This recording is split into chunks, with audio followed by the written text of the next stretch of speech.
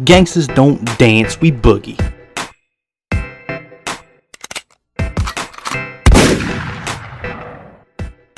Yo, what's really good, my dudes? Today is August 22nd, 2016, and we got a new RuneScape update for y'all. Today we see the release of the skilling pets they hinted back in the summer summit, which was probably voted highly on in the survey. So I'm glad to see them, honestly. Some of them are looking pretty sick. I gotta cop me that Slayer one though, and probably that thieving one though. Anyways, just a bit of background knowledge for you guys. You can receive a pet at any skill level, but the higher your skill level, the greater your chance you have to get one. All the free-to-play skill pets can be unlocked by free-to-play players, so that's an awesome addition for them. So there's 19 new pets for each skill, excluding combat skills and prayer and summoning. There will be thresholds for these pets like the bossing ones, which will, when reached, increase your likelihood to receive a pet. These thresholds are at level 99, one at each virtual level up to 120, and finally at 200 mil XP in that skill. Me being 200 mil dunge,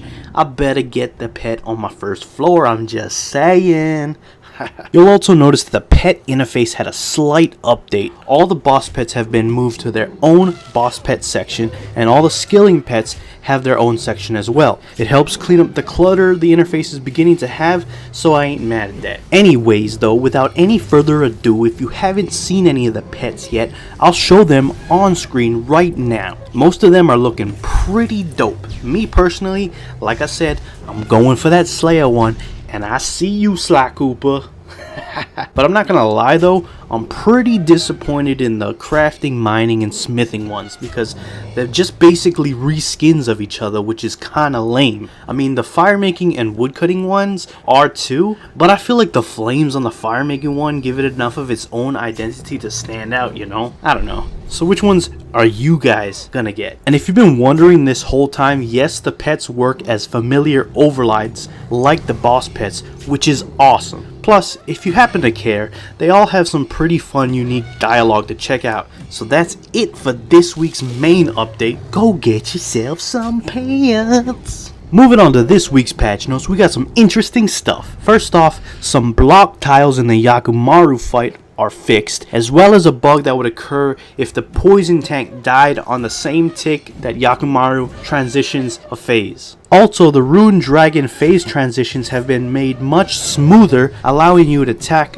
during the transition, as well as removing the healing effect if you surpass the HP thresholds.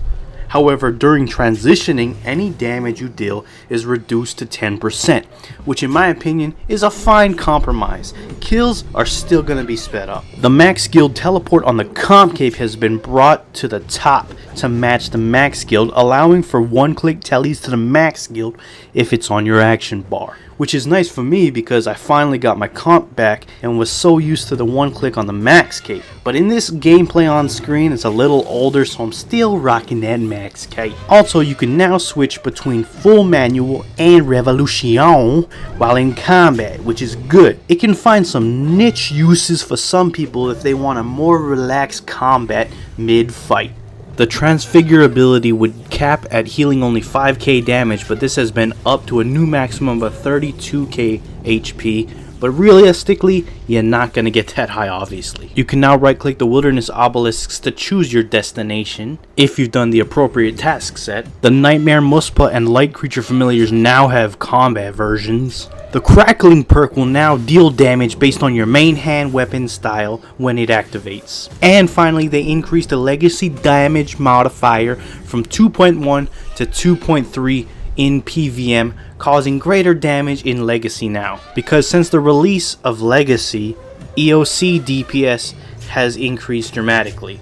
Anyways, that's it for this week's update. If you liked the video, why not hit that like button? And if you liked me, why not hit that subscribe button? Because I'll be coming back at you next week for next week's update, doggy.